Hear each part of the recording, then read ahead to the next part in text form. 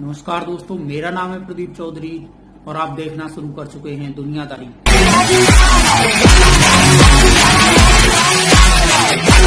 आज हम बात करेंगे तुर्की के अंदर हुए एक घटनाक्रम के बारे में।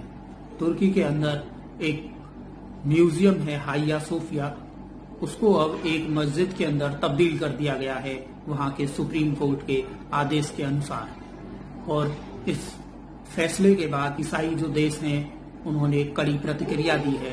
यहाँ तक कि चिर प्रतिद्वंदी और दुश्मन देश रूस और अमेरिका भी एक साथ आकर उन्होंने इसकी आलोचना की। तो आज हम इस बिल्डिंग के पूरे इतिहास के बारे में देखते हैं कि कैसे एक बेहतरीन खूबसूरत चर्च आज एक मस्जिद में बदल गया है। तो बात शुरू होती है रोमन साम्राज्य से। जस्टिनियनस 23 फरवरी 532 के अंदर एक बेहतरीन चर्च बनवाने का आदेश दिया और इस काम में लगाया उस समय के बेहतरीन आर्किटेक्चर्स। 5 साल के बाद एक भव्य चर्च बनकर पूरा हुआ जिसके अंदर हजारों कारीगरों ने काम किया। वह चर्च इतना खूबसूरत था कि आप उसे देखो तो आपके मुंह से बस एक ही शब्द निकलेगा, वाह क्या चीज। और यह खूबसूरत चर्च इतना मशहूर हुआ कि इसके झंडों के तले कई पूरे के पूरे देश ईसाई देश बन गए। पूरा रूस इसी के चलते ईसाई देश बन गया और समय का चक्र घूमा और 1000 साल बाद एक इस्लामिक बादशाह ने 19 मई सन 1453 के अंदर उस शहर को जीत लिया। और उस शहर को जीतने के बाद उस हाइया सोफिया नाम की चर्च को एक मस्जिद के अंदर तब्दील कर दिया गया। उस शहर के अंदर से सभी ईसाइयों को मार दिया या फिर भगा दिया गया और उस पूरे शहर को एक इस्लामिक शहर बना दिया गया और उस शहर को अपने ओटोमन साम्राज्य के अंदर मिला लिया गया। इसके बाद सभी ईसाई देशों ने इसे अपनी एक बेइज्जती के रूप में देखा और सारे ईसाई एक कड़वा दूध पीकर रह गए। लेकिन समय फिर बदला और 1918 में शुरू हुआ पहला विश्व युद्ध। पहले विश्व युद्ध के बाद ओटोमन साम्राज्य पूरी तरह से टूट गया और इसको अलग अलग देशों ने इसके काफी सारे हिस्सों को आपस में बांट लिया जो प्रथम विश्व युद्ध को जीते थे, जैसे कि फ्रांस, रूस, ग्रीस इत्यादि ने। इसका एक छोटा सा भाग बचा जिसको 29 अक्टूबर 1923 के दिन अतातुर्क ने एक नया देश बनाया और उसका नाम दिया रिपब्लिक ऑफ टर्की। लेकिन इस टर्की की यह खूबसूरती थी कि यह एक सेकुलर देश था। अतातुर्क ने तमाम मजहबी झगड़ों से इस तुर्की को दूर रखा और तरक्की की राह पर आगे बढ़े।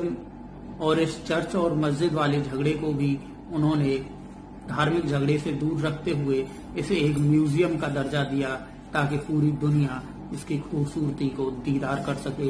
और उनके इस फैसले को पूरी दुनिया ने काफी सराहा और इस तरह के फैसलों के दम पर अतातुर्क एक लेजेंडरी लीडर बने जिनका सम्मान पूरी दुनिया करती है। लेकिन समय का पहिया एक बार फिर घूमा। 2002 के अंदर एक कट्टर इस्लामिक विचारधारा रखने वाले अर्दोगान प्रधानमंत्री बने और बाद में वह राष्ट्रपति बने। फिलहाल वो राष्ट्रपति ही हैं। उन्होंने अपनी कट्टर इस्लामिक विचारधारा को आगे बढ़ाते हुए एक बार फिर उस चर्च को जो म्यूजियम बन चुकी थी उसे दोबारा मस्जिद बनाने का फैसला लिया।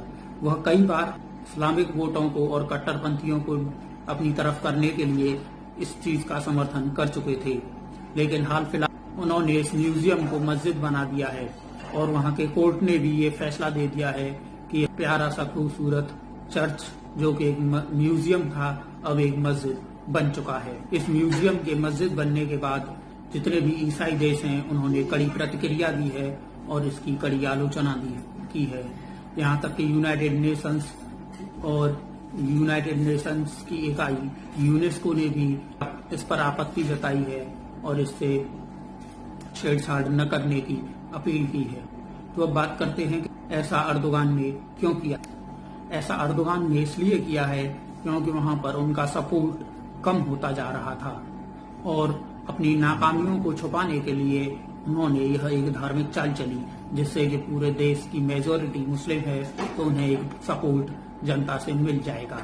इसी मुस्लिम सपोर्ट को पाने के लिए उन्होंने लेबनान के अंदर चल रहे युद्ध में भी अपने देश को झोंक दिया है। और उनकी तानाशाही का रवैया यह है कि उन्होंने लगभग 50,000 से ज्यादा लोगों को जेलों के अंदर बंद कर रखा है।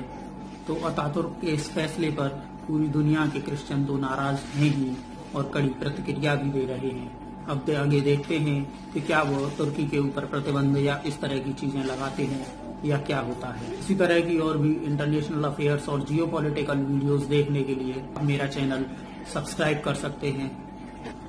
तो मैं था आपका दोस्त Pradeep Chaudhary. I really appreciate your time. Please like, share and subscribe my channel. Thank you for watching.